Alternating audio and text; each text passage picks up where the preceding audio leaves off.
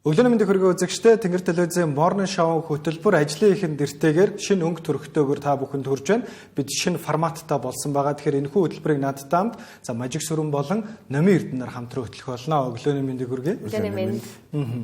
Тэгэхээр эхний дугаараа эхлэхээс өмнө хөтөлбөрийнхөө форматыг та бүхэн товчхон танилцуулъя гэж бодож байна. Бид дөрвөн болонтаагаар та бүхэнд үрж байгаа. Хамгийн эхний болон болох анхаарах хөдөлгөөнөөр бид тухайн салбарт өрнөж байгаа хамгийн чухал 3 үйл явдлыг онцолж тэрийг нэг бүрчлэн тайлбарлах болно.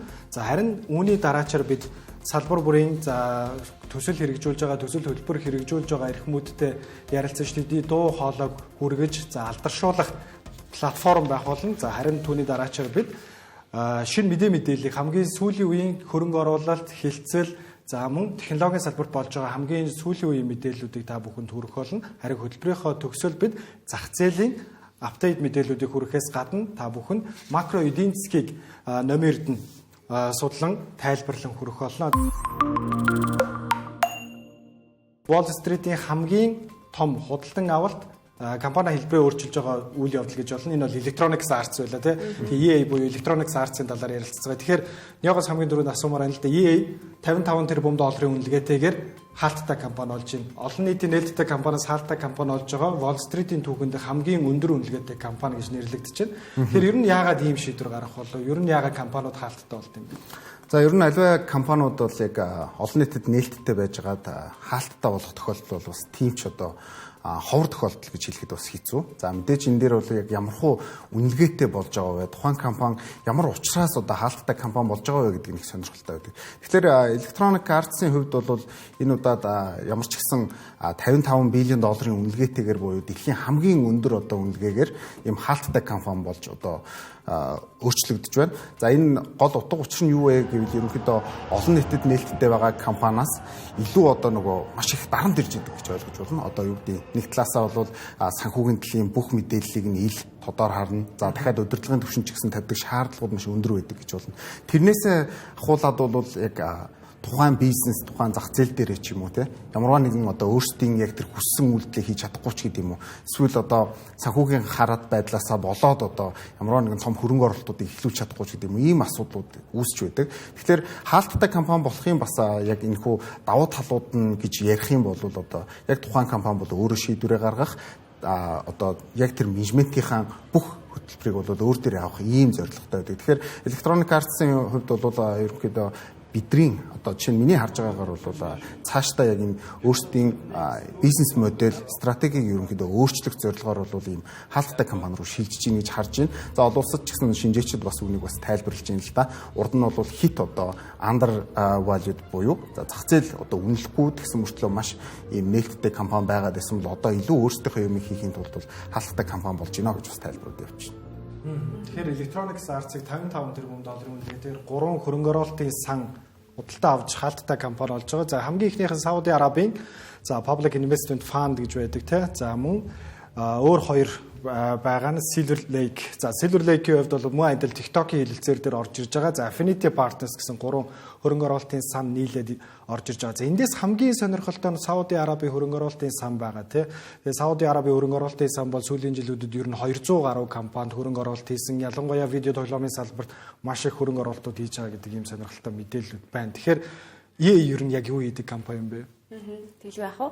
EA яг юу хийдэг талаар бас товчхон танилцуулах нь зөв болоо гэж бодож байна.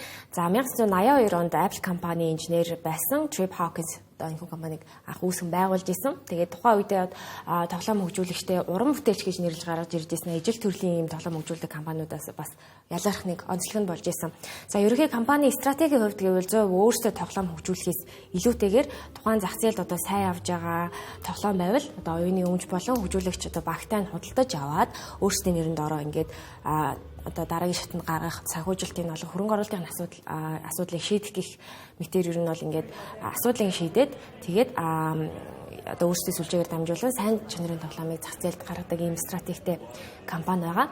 Тэгээд хөгжүүлсэн хамгийн алдартай тоглоомууд гэвэл NBA 2K, FIFA, Madden, NFL зэрэг спортын тоглоомууд байгаа. Үүнээс гадна The Sims, Medal of Honor, Battlefield, Need for Speed гэсэн тоглоомуудыг бас нэрлэж байна. Манай хоёрын хувьд бас EA-с тоглодог тоглоом байгаа юу? За надад бол байхгүй. Тий. Одоо EA бол бидний хувьд бол ерөөсөө багасаа тоглож өссөн одоо тоглоомнуудыг үйлдвэрлэгч томоохон компани. Тэгэнгүүт яг энэ мэдээлэл бол одоо маш ойрхон тусч байна гэж ойлгож байна. Одоо бид монголчууд бол ерөнхийдөө энэ FIFA гэдэг тоглоомоор бол ерөнхийдөө маш эртнээс орсон. Одоо яг FIFA 98 бол одоо яг энэ компани монголчуудад танилцуулж өгсөн тоглоом гэж ойлгож болохоор тий. За нөгөө талаас бол Need for Speed бол бас монголчуудын нэлээдгүй тоглож бас багасаа өссөн ийм тоглоом байж байгаа. Тэгэхээр тухайн компани яг энэ тоглоомнуудыг харах юм бол бас өмнө одоо генерашнд бол нэлээд одоо ойрхон тусч идэг. Тэгэхээр сүүлийн үед бол магадгүй нөгөө нэг шинэ үеийнхэн болвол магадгүй яг энэ төрлийн тоглоомнуудыг илүү сонирхохоо болж байгаа ч юм уу, тийм нөхцөл байдал ажиглаж байгаа да. Түүнээсээ болоод яг энэ хөрөнгөний зах зээл дээр бас үнэлгээ бас сайн үнэлэгдэхгүй байна гэдэг асуудлууд явдаг гэсэн. За наадах чинь батлахныг тоо гэвэл хөл бөмбөгийн яг FIFA-г бол 325 сая хувь борлогдсон билээ 1993 оноос хойш. За Sims-ийн хувьд бол 200 сая орчим, Need for Speed бол 150 сая гаруй хувь борлогдсон ийм үзүүлэлт байгаа. Тэгээ ерөнхийдөө бол яг мэргэжлийн спортуудыг бас цахим тоглоом болгож байгаа гигант компани гэдэг утгаараа одоо сагсан бөмбөг, хөл бөмбөг, за Америк хөл бөмбөг, холимог тулаан, бейсбол, гольф, Формула 1 гэх мэтчлэн ингээ спортын төрлүүдээр тоглоом одоо үйлдвэрлэдэг. За тэгээ хамгийн гол нь хүчин чадал одоо харгалзахгүй бүх төрлийн технологийн төхөөрөмжтөөр тоглох боломжтой. Одоо бүх насны, одоо бүх одоо хүүсийн, за бүх төрлийн тоглоом сонирхчдын хувьд бол одоо шуугилж исэн ийм компани байгаа. За ер нь маш товчхондоо EA Sports-ийн онцлогийг тодорхойлох юм бол за энэ онд шуугуулсан хятадын сүн үгүй байна тийм. За эрэг хавар гарах Rockstar-ын GTA 6 байна тийм та бидний сайн мэдж байгаа. За эдний шиг яг story дээр төвлөрсөн cinematic за AAA зэрэглэлийн тоглоомудаас илүүтэйгээр олон хүнд хүртээмжтэй одоо тоглоход хөнгөн ийм амархан тэгээд олон тоглогч холбогдож тоглох боломжтой ийм тоглоом үйлдвэрлэлээрээ одоо EA Sports маань онцлогтой байгаа. Тэгээд бас нэг ийм онцолж хэлэхэд сүүлийн үед яг CS:GO-тэй ижилхэн төрлийн тоглоом боيو Apex Legends тоглоомд илүү бас анхаарч хөгжүүлж байгаа гэсэн юм мэдээлэл байсан. Тэгэхээр видео тоглоомын салбарт ийм бас сонирхолтой үйл явдал болж байна. Тэгэхээр ер нь яг том зургаар нь харуул ганцхан энэ компани олон нийтийн хэлбэрээ өөрчилж байгаагаас гадна юу болоод байна вэ гэхээр тоглоомын салбарт за нэг бол видео тоглоомоо үйлдвэрлэдэг. Эсвэл видео тоглоом болон одоо тэр тоглоомыг тоглож байгаа консол хоёрыг хоёуланг нь үйлдвэрлэдэг нэг байх шаардлага гараад байна. Тэгэхээр Microsoft-ийн хувьд бол мэдээж Xbox-ыг худалдаж авсан. За хамгийн сүүл Activision Blizzard-ыг 68 гаруй тэрбум доллараар худалдаа аваад хилцэн амжилттай болсон байгаа. Тэгэхээр Microsoft-ийн хувьд видео тоглоомын салбарт бол маш том амбицтай байгаа. Microsoft-ыг бид нар маш сайн мэдж байгаа. Ухаалаг гар утасны зах зээл дээр нэлээд хойрог хандцтай сууж нэлээд асуудал үүсчихсэн. За үүний дараачаар cloud дээр бол маш сайн өөрсдөө дэд бүтцээ бүтээн байгуулад за үүний дараачаар видео тоглоом за одоо хиймэл оюун гих мэтчлээ үе малсын арга ингэж тодорхойлж байна. Харин видео тоглоомын салбарт дахиад нэг өөр нэг сонирхолтой тоглогч байдаг нь Nintendo байгаа. Японы Nintendo гэвэл энэ жил өөрсдийнхөө Switch 2-ыг худалдаанд гаргаж эхэлсэн. За Америк нэгдсэн улсын тарифын асуудлаас болоод баг зэргийн үнийн асуудлууд гарч ирсэн гэсэн борлуулалтын хувьд бол одоо хамгийн сайн консолуудын нэгээр нэрлэгдэж байгаа. Харин за EA-ийн хувьд бол өөрсдөө ямар нэгэн консол үйлдвэрлэдэг зөвхөн ийм видео тоглоомууд үйлдвэрлэдэг учраас бусдын платформ дээр өөрсдийнхөө гол бүтээгдэхүүнүүд нь гаргадаг гэсэн үг. Тэгэхээр яг сүүлийн үед ийм технологийн компаниуд дээр нэг ийм асуудал ялгарч гарч ирж байна. Энэ асуудал бас Meta дээр бас аягүй ажиглагддаг. Meta-гийн хувьд бас юу вэ гэхээр Meta зөвхөн аппликейшнтай тийм том технологийн өөрсдийн гэсэн платформ байхгүй. Өөрсдийнх нь гол аппликейшнүүд тэр бүм хэрэглэгчтэй ч гэсэн бусдын платформ дээр Android үйл систем дээр Windows дээр ашигладаг тий. Тэгэхээр энэ мэтчлэн ийм шилжилтүүд дээр зөвхөн ганцхан төрлөө ингээд аваад явах нь айгүй хэцүү байгаа гэдэг тийм хандлага үүсэж байгаа учраас ийм шийдвэр гаргаж байгаа болов уу гэж бодож байна. Тэгэхээр дараагийн зүйлийг ярилцгаая. За би энэ дээр нэг бас нэг сонирхолтой мэдээлэл өгөх. За энэ бол мэдээж EA-ийн хувьд бол яг өнөөдрийн байдлаар үн айгүй чухал байна. Тэгэхээр 200 гаруй долларын үнэлгээтэй өнөөдөр орж ирсэн байна. За тухайн мэдээлэл бол бас өнгөрсөн 7 хоногт гараад эхлээд ингэж явж байхад бол EA буюу Electronic Arts компани зах зээлийн үнэлгээ бол одоо яг одоогийнхоо байгаас ойролцоогоор 20 гаруй хувиар бага байсан гэж ойлгож байна. За яагаад ийм нөхцөл үүсдэг гэхээр тухайн компани нэг ч хувьцааг бол одоо $210 худалдаж авъя гэдэг санал тавигдсан гэсэн үг. За ингээд $210 худалдаж авъя гэхээр тухайн өдрийн зах зээлийн ханш нь $167 байсан байгаа байхгүй.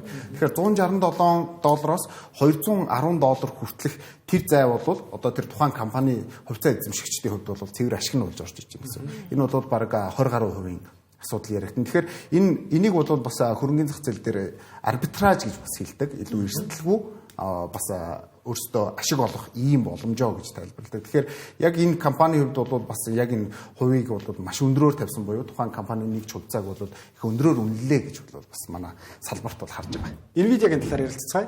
Nvidia компани нэг ч хувьцааны анш бол цойл сорвин дөнгөж саяхан гэхэд нэг 4.5 их $80 зах зээлийн үнэлгээнд хүрлээ. Энэ нь ChatGPT-гээс хойш Nvidia-гийн зах зээлийн үнэлгээ 11 дахин нугарсан үйл явдал боллоо. Тэгэхээр энэ зуны Nvidia-гийн ханш ер нь ямар хөө байв? Nvidia ер нь ойрд ямар үзүүлэлт үзүүлээд байна техник шинжилгээнээс харахад. За яг одоогийн байдлаар Nvidia компани үнэлгээ бол $190 орчим руу нэлээдгүй төгөөд ороод ирлээ. За энэ after market болон pre market-аар бол бас хөдөлгөөнүүд орж байгаа гэдгийг ойлгох хэрэгтэй. Тэгэхээр Nvidia яагаад ингэж өсөд байгаа юм те? Бол нь тэр том одоо зах зээлийг бид нэр одоо юу гэдэг яг өнгөрсөн 5-6 дугаар сард бид нар харж ирсэнчлэн бол нэг $150 дээр хүрэхэд энийг бол маш өндөр үнэлгээ гэж хүмүүс тогтоогоо. За 4 трлн долларын зах зээл рүү явж шүү гэдгийг бол ярьж ирсэн бол өнөөдөр бид аль хэдийн $4.5 трлн зах зээлтэй болчихсон буюу за ер нь бол Apple ч гэдэг юм уу Microsoft ч гэдэг юм уу томоохон компаниудыг аль дээр орхиод явчихлаа л да. Тэгэхээр энэ яагаад ингэж яваад байгаа юм гэхээр ерөөсөө Nvidia компани хийж байгаа тэр технологийн одоо тэлэлт тэр хөгжил нь үргэлжийн мөнх шинжлэгдээд байгаа. Байнгын шинэ мэдээллүүд гарч ийн, байнгын шинэ хөрөнгө оруулалтуудын одоо боломжуудыг ярьж ийн. Дахиад энэ нөгөө хөгжүүлж байгаа технологи нь өөрөө дөнгөж эхлэл дээрээ явж ийн ч гэдэг юм уу те. Ийм учраас бол хөрөнгө оруулагчдын хувьд маш сонирхолтой компани хിവэрэ байгаа. За үүнээс ч гадна бүртгэлийн хамгийн том компани болон хөгжлөө бол энэ маш хурдтайгаар явж ийн гэж ойлгож байна. Тэгэхээр одоо энэ технологийн 7 гигант гэж нэрлэгддэг компаниуд байна шүү. Тэгэхээр Magnificent 7 гэж нэрлэдэг тий. Тэгэхээр энэ 7-оос ингээд бодоод үзэхээр өөрсдийнхөө үүсгэн байгуулагч нь SEO-го хийж байгаа хоёрхан компани байгаа. Нэг нь Zuckerberg, Meta, за нөгөөх нь Nvidia-гийн Jensen Huang. Tesla-гийн хувьд болохоор Elon Musk бол яг үүсгэн байгуулагч биш дараа нь хөдөлтөж авсан юм шүү дээ. Тэгэхээр яг энэ үүсгэн байгуулагч нарын амбиц тэ эдрийн хийж байгаа зүйлс гэдэг бол үнэхээр гайхалтай байна л да. Тэгэхээр Jensen Huang-гийн сүүлд хийж байгаа Nvidia-гийн талаарх мэдээллүүдийг хүргэл хамгийн сүүлд OpenAI компанитай $100 тэрбум хөрөнгө оруулалтын гэрээ байгуулсан. Тэгэхээр энэ хөрөнгө оруулалт яг юу вэ гэхээр OpenAI компани сүүлийн жилүүдэд ер нь OpenAI компанийн хувьд ингээ харахаар дараагийн хамгийн том хэмжээний загварыгаа бэлтгэх дид бүтцийг аль базаагаад эхэлж байна. За Stargate төсөл $500 тэрбум үнэлгээтэй. Одоогийн энэ Nvidia-тай хамтарч байгаа хөрөнгө оруулалт нь $100 тэрбум үнэлгээтэй байгаа. Тэгээд нийтдээ 10 гигаватт эрчим хүч зарцуулна гэсэн үг. Энэ бол 10 гигаватт эрчим хүч гэдэг бол асар өндөр тоо. За түүнээс гадна 4-5 сая GPU гэх мэтчлээ асар их хэмжээний хөрөнгө оруулалт яригдчихаа. За зарим талаасаа энийг шүүмжилж байгаа хүмүүс нь болохоор за энэ хөрөнгө оруулалт магадгүй нөгөө нэг 2000-ад оны эхэнд яригддаг байсан интернетийн бабл руу түлхэж магадгүй шүү. Хэтэрхий өндөр хөрөнгө оруулалт байна. Бараг боломжгүй зүйл шүү дээ гэж яригдж байна. Харин нөгөө талаасаа Nvidia болон ChatGPT харилцаа яаж явагдчихсан бэхээр 2016 онд ChatGPT-ийн хамгийн анхны загварыг Jensen Huang одоо тэр сургах суперкомпьютерийг бэлгэлж ийлээ DJX1 гэдэг нэртэй суперкомпьютер үүдэг гэсэн. Гэх мэтчлэн. За өөр нэг хөрөнгө оруулалтын мэдээлэл байгаа нь Intel-д $5 тэрбум хөрөнгө оруулалт хийсэн байгаа.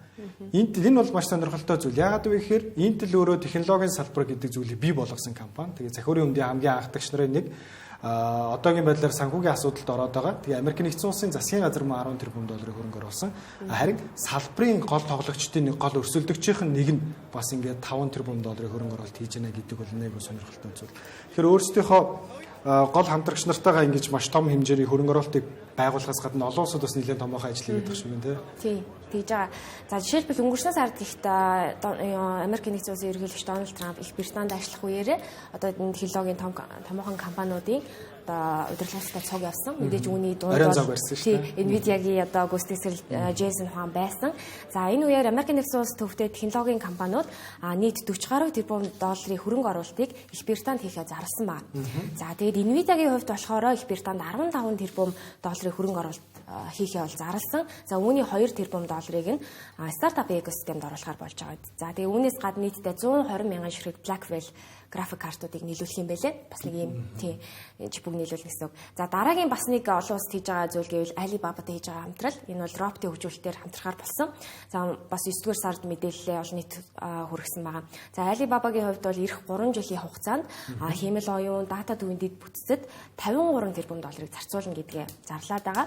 За тэгээд Nvidia-гийн робот автоматжуулалт, бодит орчимтой харьцдаг ухаалаг төхөөрөмжүүдийг хөгжүүлэхэд зориулсан Physical AI хэмээх хиймэл оюун хөгжүүлэлтийн хэрэгслүүдийг Alibaba Cloud-ийн AI зориулсан машин сургалтын платформд ийм нэгтгэх ажлыг хийх юм байлээ. За үр дүнд нь мэдээж Nvidia-гийн одоо энэ бүтээгдэхүүн маань одоо хятадын зах зээлд албан ёс ороод илүү хүртээмжээ нэмэгдүүлнэ. За нөгөө талаас Alibaba-гийн талд бол дотоодын одоо хөгжүүлэгчтэй дэлхийн тэргүүлэх одоо AI хэрэгслүүдийг ингээд авч ашиглуулах. За үүний үр дүнд экосистем илүү тэлэх юм боломж бас байгааг дуртаж байсан. Тэгэхээр physical AI гэдэг нь ер нь код робот хэлээд байгаа шүү дээ, тий.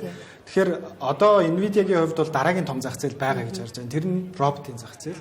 За хиймэл оюуны дэд бүтцийн бол яг одоо ингээд дараагийн 5-аас 10 жилийн хугацааны томоохон хэмжээний хөрөнгө оруулалтууд бол ерөнхийдөө тодорхойлчлаа. Stargate-ээс хулаа, за Их Британи байна. За Alibaba-с 50 тэрбум доллараар орж ирж байна. Microsoft-с 80 байгаа. За Meta бас ахаад 60-70 гэдэг ингээд ерөнхийдөө бол тэр зах зээлийн хөрөнгө оруулалтын мэдээлэлүүд бол ингээд тодорхойлж байна. Хинтогийн гигантууд дандаа орж ирж штэ тий. Nvidia ер нь цаашаа яаж явах юм? 4.5 их 80 доллар гэдэг чинь бүр хитрхи тулцсан юм шүү. Ер нь хувьцаанд цаашаа явах уу? Яг хөө хөрөнгө оруулагчид одоо жишээ нь яг надад судлаач ярьж эхэлж байгаа. 4.5 тэрлион долларын ийм том одоо компани байна гэдэг бол өөрөө одоо утгагүй гэж одоо тайлбарлаж байгаа. За ягаад хүмүүс тэгж харж ийн гэхээр энэ чинь ерөөсөө 2-3 жилийн өмнө дэлхийн хамгийн том компани ерөөсөө 2 тэрлион долларын босхийг даваад энэ өөрөө бүр ингээд гайхамшиг болж исэн төвхтэй. Тэгэхэд 4 жилийн дараа гэхэд нөгөөдхийг нь одоо даблтж байгаа буюу 2 дахин илүү үнэлгээтэй. Тэрнээс ч өндөр болсон явж байгаа нь өөрөө ингээд маш өндөр одоо хөөсрөлийн нөхцөл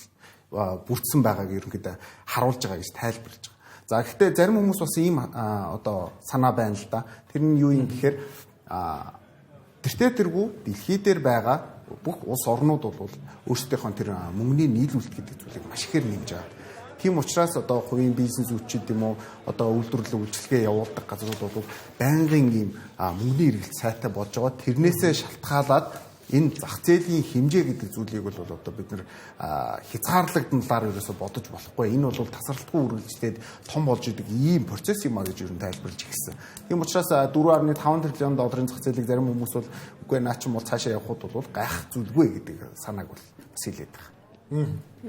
Тэгэхээр яг Jensen Huang-ийн өөрийнхөө сүүлийн үед ярьж байгаа зүйлс болохоор за олон улсад явж гин тий гадаадд явж гин. Тэгэхээр хамгийн сүүлийн үед юу ярьж байна вэ гэхээр бүх улс хиймэл оюуны дэд бүтцээ хийнэ.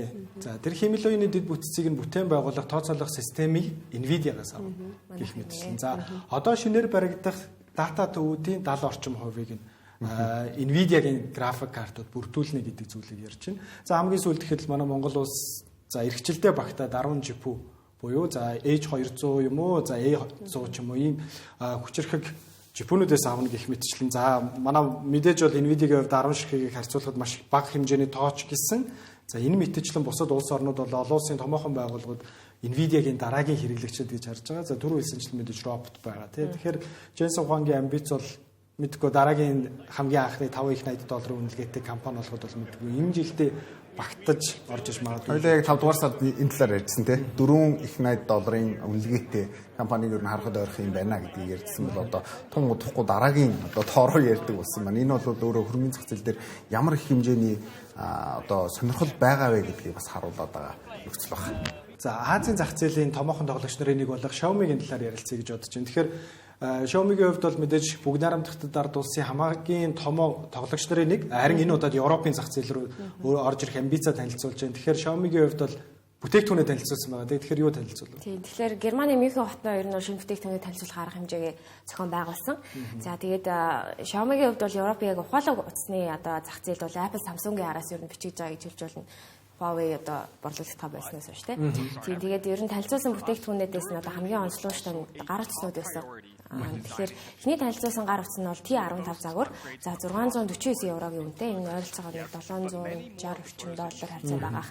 За буюу одоо зах зээлд байгаа Apple Samsung-ийн үнээс бага зэрэг доогуур. Гэхдээ чанарын хувьд бас ингээд одоо энэ тэнцүү байх уу гэдэг. Шинэ iPhone бол $799 шүү дээ. Тийм, $799 гэж яригдж байгаа. Тэгээд за дараагийнх нь танилцуулсан гар утас бол энэ жил одоо яг дараалал ёсоор танилцуулах байсан Xiaomi 16 Pro гэсэн загвар байсан. Гэхдээ энэ жил 17 Pro болон 17 Pro Max гэж танилцуулагдсан.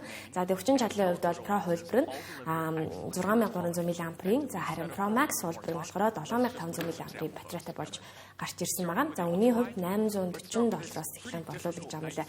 Тэгэхээр ганаас асууя, ер нь 16 Pro гарах байсан шүү дээ. Тэгэхээр яагаад 17 Pro болчихов? Энэ тал дээр тэгэхээр мэдээж iPhone 17 энэ намар гарч ирсэн. Тэгэхээр iPhone 17-той уялдуулаад технологийн компаниуд иймэрхүү маркетингийн зүйлсүүдийг хийдэг. Тэгэхээр Xiaomi-гийн хувьд бас иймэрхүү маркетингийн алхам хийлээ гэж бол ерөнхийдөө харж байгаа.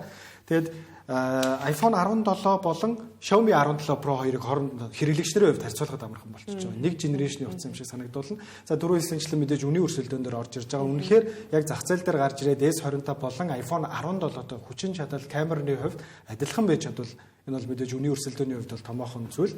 За Xiaomi-гийн хувьд өөр нэг сонирхолтой бас зүйлсийг ил болголоо. За тэр нь яг энэ арга хэмжээний үеэр компани дэд ерөнхийлөгч мэдэгдэл хийсэн байгаа. За Xiaomi процессор буюу чип үйлдвэрлэж эхлэхээр болсон байна. Тэгэхээр Xiaomi-гийн хувьд чипний зах зээл дээр орж ирж байгаа нь за шууд Samsung болон Apple, Huawei-тэй өрсөлдөнө гэсэн үг. Тэгэхээр энэ өрсөлдөөн дээр Xiaomi нэгдэж орж ирсээр өөрсдийнхөө за MediaTek болон Qualcomm-оос хэрэгэлдэг ухаалаг гар утасны чипнүүдээс ангижрах буюу за бүхэл бүтэн өөрсдийнхөө экосистемийг Apple-тай адилхан бүрдүүлэх боломжтой болж ирж байна гэсэн үг.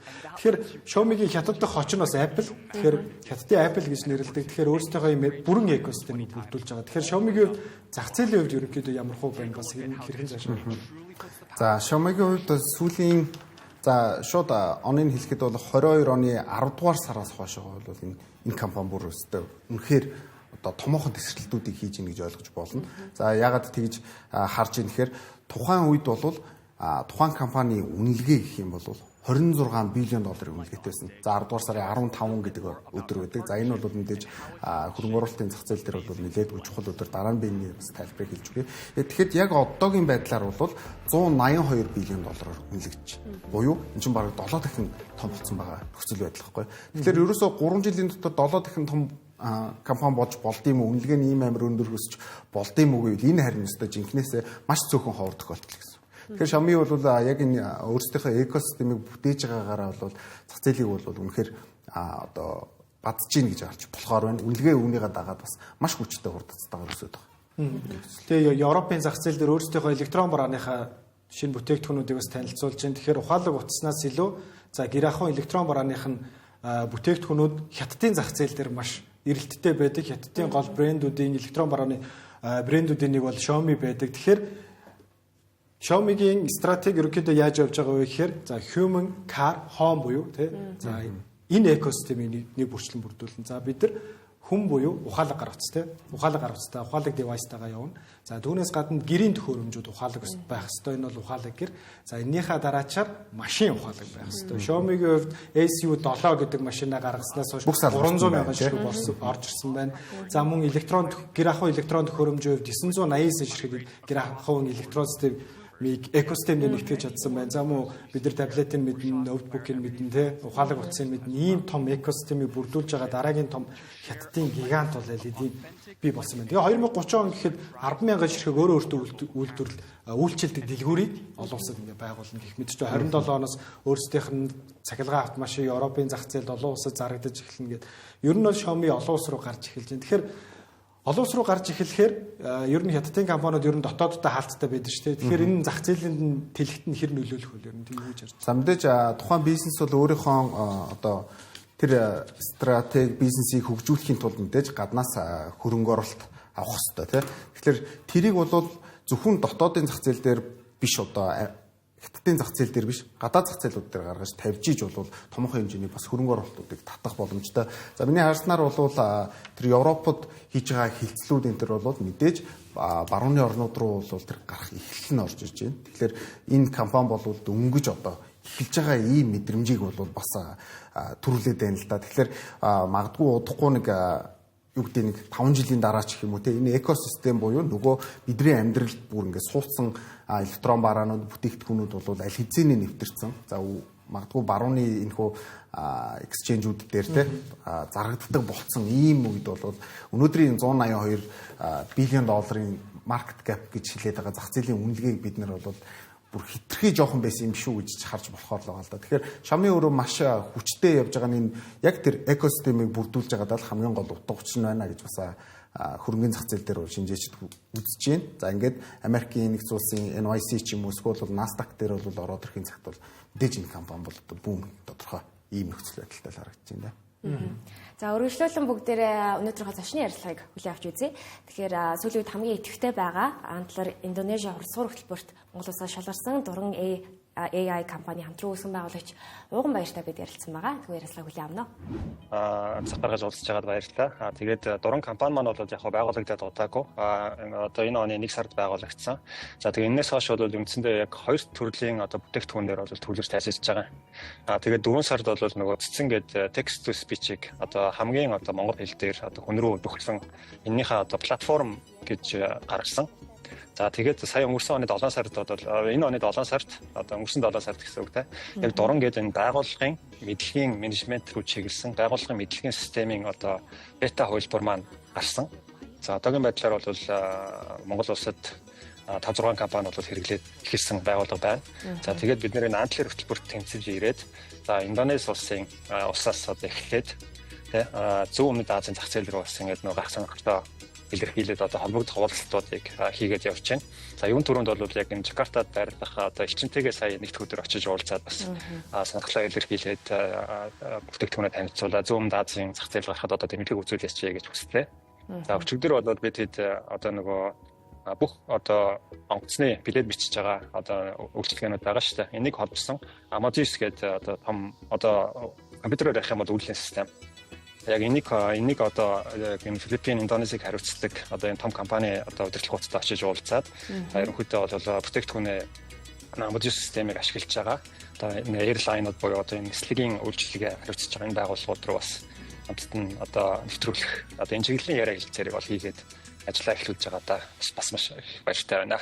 За антлер маань өөрөө дэлхийн 20 гаруй оронд томоохон хотуудад үйл ажиллагаа явуулдаг. 2018 оноос хойш үйл ажиллагаа явуулж байгаа. Тэгээд 1400 орчим стартап компаниудад боловсрол хөрөнгө оруулалт хийчихэд байгаа. Venture capital VC гэж ярьж байгаа тийм. Тэгээд энэ дээр бол бид нэр багаараа 3 шатны нэлээд томоохон ярилцлагуудыг бол давсан. Тэгээ энэ ярилцлагууд дотроо бол өөрөө одоо манай багийн бүтээгдэхүүн ямар юм за тэгээ хийх гэж байгаа бүтээгдэхүүн ямар юм гэх мэтчлэн одоо маш том юм сорилтуудыг бол давсан ийм процесс. За тэгээд ингээд болж байна гэсэн үед антлер маань энэ хурцлуур хөтөлбөртөд хамруулдаг.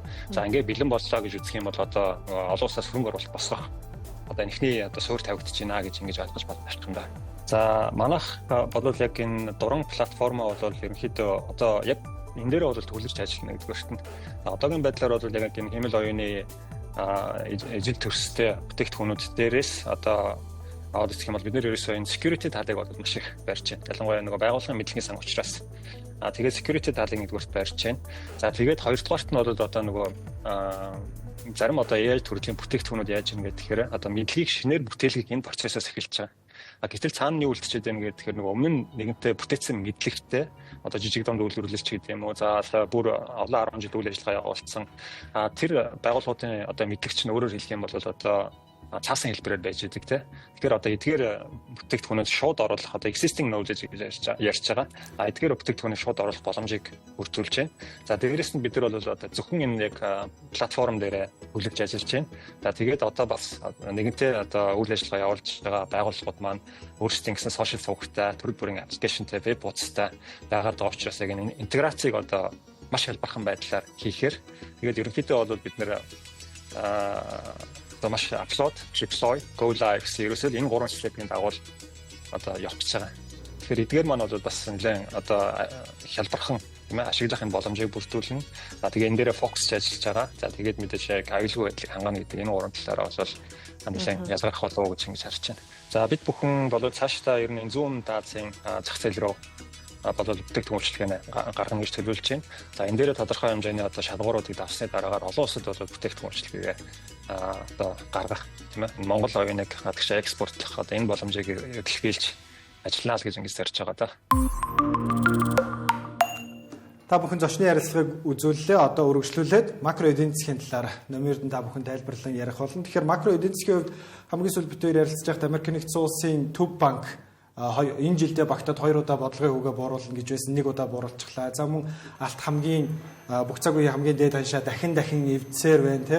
Мөн үүнээс гадна сая ярьсанчлан бүгд харамтгад ард улс болон Азийн зах зээл дээр томоохон хэмжээний өсөлтүүд харагдаж байна. За үүний гол шалтгаан нь технологийн компаниуд гэж ярьж байна те. Тэгэхээр Америк нэгдсэн улсаас эхлэе. Ер нь Төв банкны бодлогын хүү юу болж байна? Энэ жилдээ дахиж буулгахаар байна. Ер нь цаашдаа яах вэ?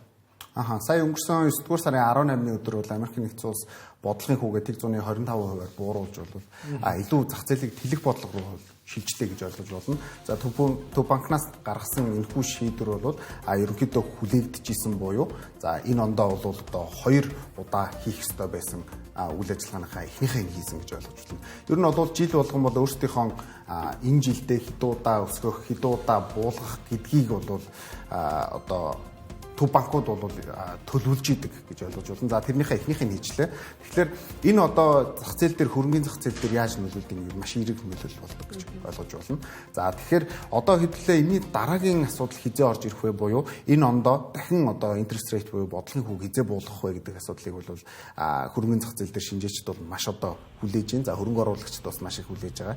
Тэгэхээр 10 дугаар сарын 30-ны өдөр бол дараагийн интерest rate-ийг одоо буулгах ийм нөхцөл рүү шилжиж байгаа. Тэгэхээр яг энэ өөрөө одоо юуг харуулдیں гэхээр цаашдаа хөрөнгөний зах зээлийн үнэлгээ өсвөө бол буурах уу гэдэгтэй бол шууд холбоотой байдаг.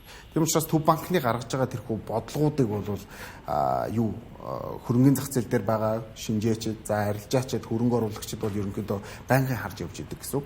Тэгэхээр би нэгэн бас зургийг та бүхэндээ харуулъя. Энэ бол график чарт зураг байгаа. За одоо яг энэ харуулж байгаа зураг юу вэ гэхлээр Америк нэгдсэн улсын одоо S&P 500 гэж хэлж байгаа үндсэн гол индекс юм байна. Тухайн индекс яг юу гэлтэгдэг вэ гэхээр энэ индекс Америк нэгдсэн улсын эдийн засаг ямар хуу байгаа вэ гэдгийг ерөнхийдөө тодорхойлдог гэсэн үг. За мөн ер нь бол дан ганц Америк гэлтгүүгээр бол улс орнуудын одоо голлох индекс гэдэг үзүүлэлт бол тухайн орны гол индекс одоо эдийн засгийг ямар хуу одоо нөхцөлд байгаа вэ гэдгийг бол харуулж идэх гэсэн. За би ямар ч гэсэн хойшлуулад сүүлийн 4-5 жилээр бол нөхцөл байдлыг харах юм бол маш өндөр өсөлт орсон байгааг бол та бүхэн харж болж шүү дээ. Тэгэхээр бидний мэддэг том уналт бол энд явж байгаа. За энэ бол ковидын уналт. За ковид босноор бол эдийн засгийн нөхцөл байдал өөрөө маш хаалттай болж бизнесүүд хааж үйлдвэрлэл явахаа болонгууд энэ дээр эдийн засаг дээр маш том одоо ойлголтууд одоо уналтууд орж ирж идэг гэж ойлгож болно. За тэгэнгүүт энэ уналт өөрөө ковидын уналтын үед маш олон бизнесүүд хаагдж байгаа учраас хөрөнгөний зах зээл дээр уналт үүссэн гэж ойлгож байна. За тэгээд энээс цаашаа өсөлт орсон гэдгийг л одоо бид нар яг энэ interest rate гэдэг ойлголттой одоо холбож тайлбарлах гэдэг гэсэн үг. За interest rate гэдгийг одоо харах юм бол энэхүү улаан зураасаар орж ирсэн байгаа. За улаан зураас юуг биднэрт харуулж ийн гэвэл нөгөө Төв банкны бодлого гэдэг зүйл өөрөө бодлогын хүү гэдэг зүйл тэг болчихж байгаа гэсэн. Төв банк өөрсдөн дээрээ ямарваа нэгэн байдлаар асет хадгалахад бол энэ дэр хүү төлөхгүй болчихж байна. За тэгэхээр энийг дагаад бол арилжааны банкуд бол нэлээд холбогдож эхэлдэг те.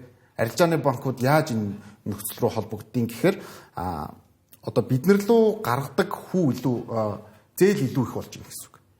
Одоо хувь хүмүүс эсвэл албан байгууллагууд ч юм уу зээлийг бол олж авахд бол маш одоо амархан болж эхэлнэ. Бага хүүтэй болж эхэлнэ. Хаасайгүй зээлүүд өгдөг болж эхэлнэ гэсэн үг. За энэ өөрөө эдийн засгийг бол маш одоо хурдтайгаар тэлж идэг, нэмэгдүүлж идэг ийм асуудал. Тэгэхээр тэг болсон хүүгийн дараа бол хөрөнгөний зах зээл бол ямар хөө хэмжээний өсөлт хийснийг бол та бүхэн энэ графикаас бол харж болохоор байна.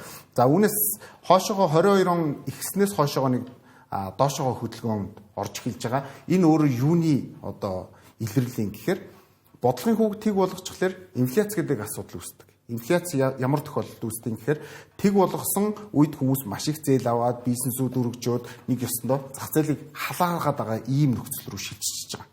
Тэгэхээр зах зээл халах тусам юу болдог вэ гэхээр инфляц гэдэг зүйл үүсдэг гэдгийг бол одоо бас эдийн засгийн хичээл үзсэн хүмүүс бол аюул сайн ойлгож байгаа. Тэгэхээр энэ орж ирсэн ягаан чарт зураглал бол инфляцийн нөхцөл юм аа. Тэгэхээр 2022 онд бол Америкийн нэгдсэн улсын инфляцийн түвшин бол 9.1% хүртлэе бол өндөр болсон байдаг.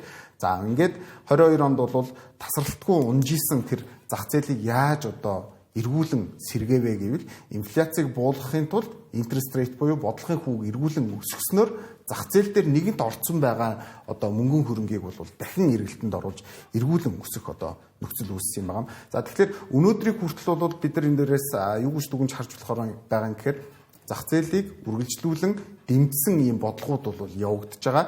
За интерest rate-ийг бол дээш нь болгосны дараагаар бол тэртэргүй зах зээл рүү хэмжээний мөнгө орсон байгаа учраас тэр нь өөрөө яваад байгаа гэдэг санааг харж байна.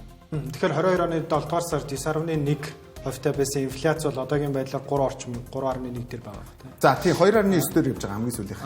Тэгэхээр Төв банкны зүгээс хэрэгжүүлж байгаа мөнгөний бодлого за энэ жилийнх ингээ буурчлаа. Тэгэхээр одоо үлдэж байгаа 3 сарын хугацаанд дахиж буурах уу? Ер нь юу ярьж байна Жиром Баул? Тий. Одоо энэ улаан график зураг дээр чартан дээр харах юм бол энэ одоо 9 сарын 18 доошо буурсан нөхцөл явж байгаа. За дахиад энийг доош нь буулгах гэдэг нь өөрөө юу гэж байгаа юм гэхээр зах зээлийг үргэлжлүүлээд тэлэх тэрхүү бодлого руу шилжиж ийл гэсэн үг. Илүү одоо тийм боломж нь Америкийн нэгдсэн улсад байж байгаа гэсэн үг. За эргээд инфляцийн түвшин бол харьцангуй байх ёстой хэмжээнээс үл ялэг жоохон өндөр байгаа. Мэдээж энэ бол асуудал мөн гэхдээ интерest rate-ийг буулгах боломж бол байгаа гэдгийг харж байгаа. Мэдээж магадгүй 9% та ч юм уу инфляцийн түвшин их өндөр хувьтай байсан болоод бид нар энийг бол одоо буулгана гэж хүлээх нь өөрөө утгагүй болно гэсэн үг. Тийм учраас Төв банкнаас хэрэгжүүлж байгаа арга хэмжээ бол одоо бас зах зээлийг илүү тэлэх шат руугаа үргэлжилсэн хэвээр байна гэж бид нар харж болохоор байна. За үүнээс гадна бас нэгэн макро эдийн засгийн томоохон үзүүлэлт байдаг. Энэ бол unemployment rate буюу ажилгүйдлийн түвшин. Ажилгүйдлийн түвшин бол ойролцоогоор 4 орчим хувьтай байх ёстой. За өнөөдрийн байдлаар бол 4.3 хувьтай байна. Энэ нь яг зорилттой хэмжээнээс үл ялэг өндөр байгаа учраас бид нар зах зээлийг тэлж нөгөө ажилгүйдлийн түвшинг бол бууруулах тэр бодлого руу бол шилжнэ гэдгийг бол харж болохоор байгаа. Тэгэхээр ер нь бол дэлхийгээр нь бид нар нэг юм хөрөнгөний зах зээлийг харах юм бол барууны орнуудад бол харьцангуй бас энэ хүү интерest rate буюу бодлогын хүүг буулгаж цааш нь зах зээлийг үргэлжлүүлэн тэлэх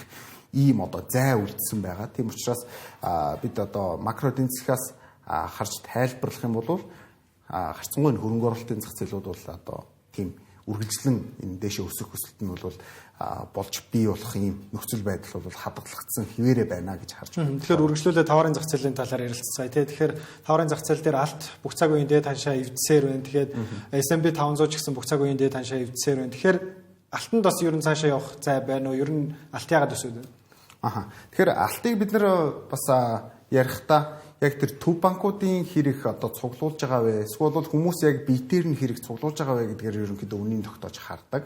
За 2022 онд бол алтны үнэлгээ бол 1600 орчим доллартай байлаа нэг унц алтны үн. Тэгэхээр өнөөдрийн байдлаар 3800 болоод байгаа буюу дахин одоо all time high гэж хэлээд байгаа. Үнэлгээ нь өндөр болоод байгаа нь юутай холбоотой юм гэдэг асуудал гарч ирнэ. За мэдээж 22 онд бол юу хийж байгаа. Төв банкуд бол маш их хэмжээний алтыг бол хадгалж ирсэн. Эдийн засгийн нөхцөл байдал эвгүй болж магадгүй инфляцийн нөхцөл байдал тухайд бол дэлхий дээр бол маш өндөр байсныг бас түрүүн бид нэр дурдсан шүү дээ. Тэгэхээр тэрнээс бас сэргийлж алтыг ерөнхийдөө цуглуулж ирсэн.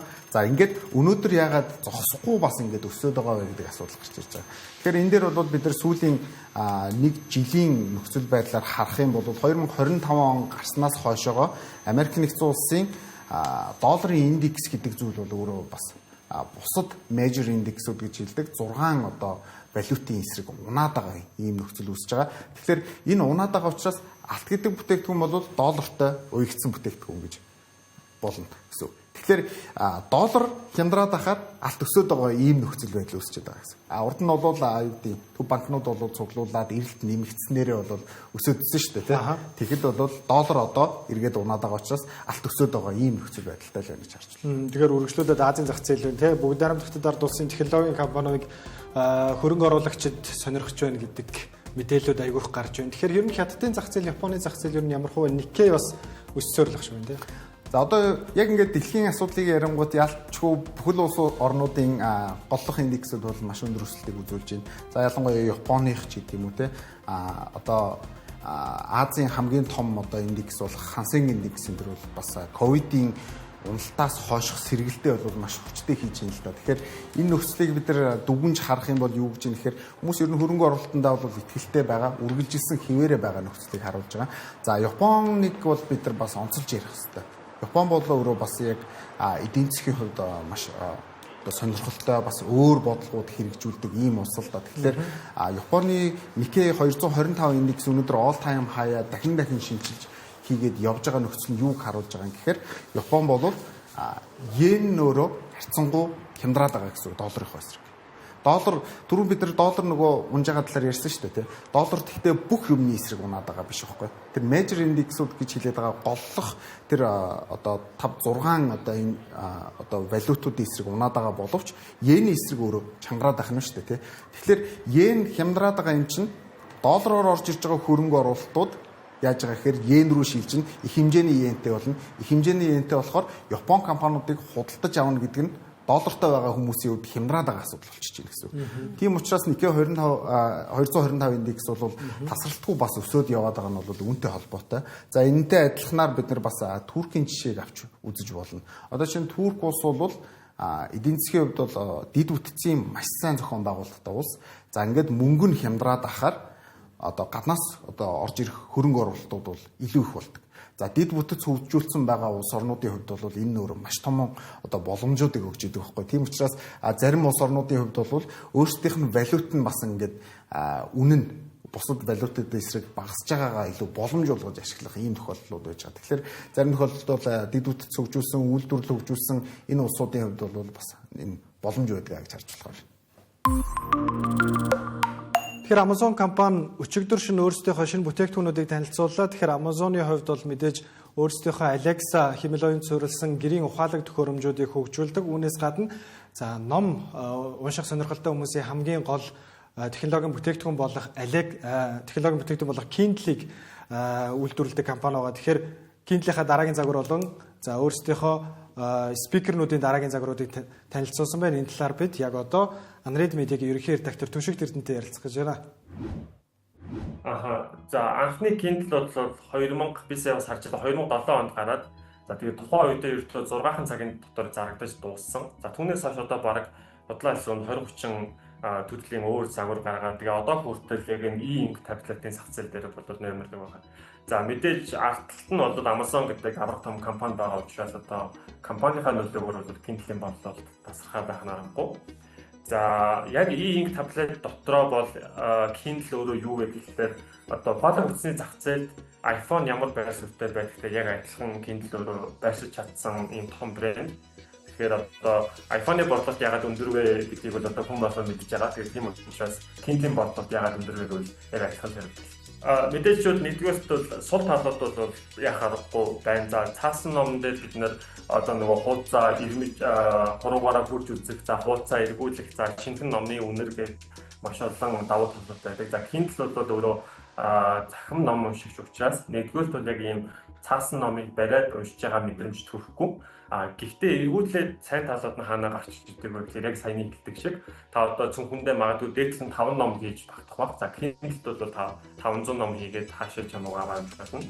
За хамгийн бас том давуу тал бол мэдээж гэрэл байгаа. За тэгэхээр бид цаасан номыг бол заавал гэрэлтэй орчин унших хэрэгтэй байдаг. Орчныг гэрлэж чадна, өрөөнийг гэрлэж чадна. За Kindle-ийн сүүлийн загварууд мэдээж өөр дээрээ гэрэлтэй гэдэг утгаараа за хүссэн үедээ хэн нэгэн саад болохгүйгээр садаа болохгүйгээр ном уншихад бол хамгийн тохиромжтой хэрэгслийн нэг болж байгаа. За тэгээд ном уншихаас гадна ялангуяа яг зөв яг монголчуудын хувьд гэх юм бол яг л монголчууд бол захим номны зах зээлийг PDF, EPUB, MOBI форматаараа бол хангалттай байхгүй.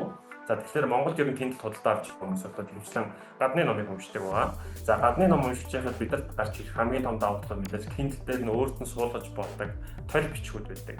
За тэгэхээр интернетэд холбогдсон үедээ Kindle дээр ном уншиж байхдаа мэдхгүй үгэн дээр удаан тарах юм бол толь бичгийн тайлбар. За тэр нь англи тайлбар байж болно, англи монгол байж болно. Нэмээд яг юм газар орны нэр хүний нэрэн дээр дарах юм бол Wikipedia-ийн хуудсыг шууд гаргаж ирдэг гэсэн үг. Тэгэхээр Kindle бол өөрөө ном унших гэдэг энэ процессыг ялангуяа монголчууд бид нарт болоод одоо нэг танихгүй гарч ирээд тавьдаг шаардлагагүй байн Wikipedia үзээд шаардлага байхгүй бүхний нэг дор багтаасан гэдгээрээ бол маш их давуу талтай гэж хэлж болно. Тэгэхээр үргэлжлүүлээд шинээр танилцуулагдсан бүтээгдэхүүнүүдийн талаарх мэдээллүүдийг товчоор хүргэе. Тэгэхээр хэд хэдэн технологийн компаниуд өөрсдийнхөө бүтээгдэхүүнүүдийг өчигдөр шин танилцууллаа. Тэгэхээр дуур даашаас эхлэе. Дуур дааш ямар бүтээгдэхүүн танилцуул хүргэлтээр робот гаргаж байгаа шиг байна. Тий, хоол хүргэлчин бүр ингээд next level болж байна. За, DOT гэдэг нэртэй шинэ робот танилцуулсан. За 1.3 метрийн өндөртэй, за 150 гаруй кг-тэй ийм ухаалаг робот байгаа. За өөрөө болохоор 150 кг. Тэгээ 13 кг хүртэлх одоо ачааг өөртөө одоо авч явах, тээж явах чадвартай. За камер болон олон төрлийн одоо мэдрэгчтэй одоо хотын гудамж, явган зам, за зам таарсан элдв саадыг бол ингээд давхад ямар ч асуудалгүй болгож өгж байгаа. За нэг удаадаа 6-8 цагийн турш ажиллах юм батарейтай. За 32 км цагийн хурцтай одоо явах ийм чадамжтай ийм бас хурдан байна тий. 32 км гэдэг бол тий. За тэгээд одоогоор яг Америкийн Аризона мужийн Феникс хотод яг туршилтаар явагдаж байгаа. За гол зорилгын хувьд бол мэдээж хүргэлтийн зардлыг бууруулах, за хэрэглэгчдэд илүү хурдан найдвартай үйлчлэгээ үзүүлэх ийм зорилгоор одоо шинэ ийм робот танилцуулагдаад байна. Тэгэхээр Elon Musk дэлхийн хамгийн анхны 500 тэрбум төгрөгийн долларын хөрөнгөтэй эрхэм болсон байна. Тэгэхээр Elon Musk-ийн хөрөнгө 100 тэрбум доллараар нэмэгдээд байна шүү дээ тийм үү.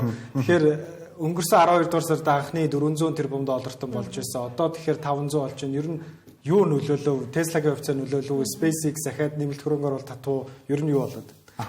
Тэгэхээр Elon Musk гэдэг хүмүүс өөрөө маш одоо хөдөлгөөнтэй бүх салбар руу орж байгаа хүн гэдгийг бол бүгдээр мэдж байгаа. Тэгэхээр Elon Musk-ийн хөрөнгө яагаад ингэж нэмэгдээд байгаа юм гэхээр Elon Musk өөрийнхөө тэр компаниуд дээрээ хэмжээний хувьцаа эзэмшдэг хүн. Тэгэхээр нөгөө хөрөнгийн үнэлгээгээр 500 биллион долларын босхийг бол давлаа л да. Тэгэхээр одоо юу гэдэг Ясэн Хуаныг харах юм бол өөрийнхөө компани дээр 3.5 ч үлээ те нэг тим хэмжээний одоо нийт зах зээл дээр тий нийт зах зээл дээр зарагдж байгаа тэр одоо хувь хэмжээний 3.5% нь эзэмшдэг бол Elon Musk-ийн хувьд бараг 13% нь эзэмшдэг.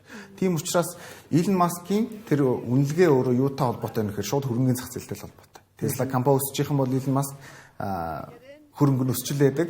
Tesla компани унах юм бол бас унжилээдэг.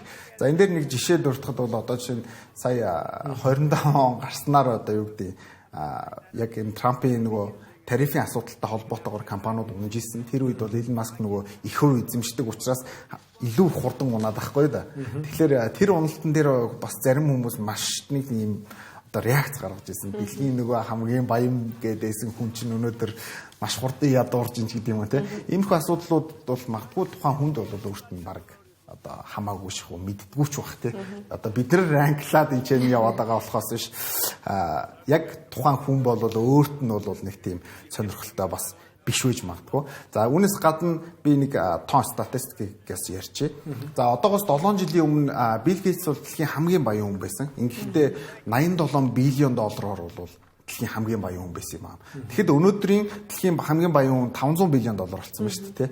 Тэгэхэд энэ хөрөнгөний зах зээл дээрээс маш их хэмжээний мөнгө орж ирж байгаа нь бол эндээс шууд харагдаж болохоор байна. Тэгэхэд Bill Gates өнөөдөр за 7 дээр нүү 8 дээр 129 биллион долларын одоо үнэлгээтэй буюу нөгөө 7 жилийн өмнөхөөс хойш бараг нөгөөх нь нугарч идэг. Гэтэл Bill Gates бол ингээд доллараар орсон байх жишээтэй тий. Тэгэхээр маш олон хүмүүс бол илүү гэхээр ийм хөрөнгийг өөртөө татан төвлөрүүлж байгаа ийм нөхцөл байдал бол болж байна. Тэгэхээр энэ бол ерөөсөө мөнгөний нийлүүлэлттэй холбоотой улс орнууд бол зах зээл рүү маш их хэмжээний мөнгө оруулж байгаатай холбоотой өсөж байгаа гэж болж байна. Тэгэхээр ChatGPT бүтээгч OpenAI компани текстээс видео бичлэг үүсгэх чадвартай Sora хэмээл оюуныхаа 2 дугаар үеийг танилцууллаа. Тэгэхээр Sora-гийн хувьд бол мэдээж Sora 1 нь за ер нь бол яг энэ хэмээл оюунаар текстээс видео бичлэг үүсгэх хамгийн сайн бүтээгдэхүүнүүдийн нэг байсан гэж хэлэхэд болно. Одоо зах зээл дээр бол хамгийн сайн бүтээгдэхүүнүүдийн нэгээр Veo 3 буюу Google-ийн бүтээгдэхүүн нэрлэгдэж байгаа. Харин Sora 2-ын хувьд л аюул өндөр хүлээлтэн дээр хэрэглэгчтэй гарч ирж байна. Яг одоогийн байдлаар бол public буюу олон нийтэд нээлттэй хэрэглээнд бол нэвтрээгүй байна. Тэгээд цөөхөн дүүн хэрэг ашиглаж чадж байгаа. Одоо интернетээр явж байгаа бичлэгнүүд дээр нэг хошигнол гарсан байна. Энэ яг Sora-гаар эзэмшлэг үү эсвэл бодит бичлэг үү гэдэг тийм ийм мемнүүд явж байгаа жишээтэй. Анх удаа аппликейшнтай болж байна. Тэгээ ChatGPT-ийн аппликейшн гарснаас хойш мобайл дээрээс хүмүүс аягүй хэлбэрээр ашиглах болсноос хойш одоогийн байдлаар 700 сая хэрэглэгчтэй болчихсон байгаа.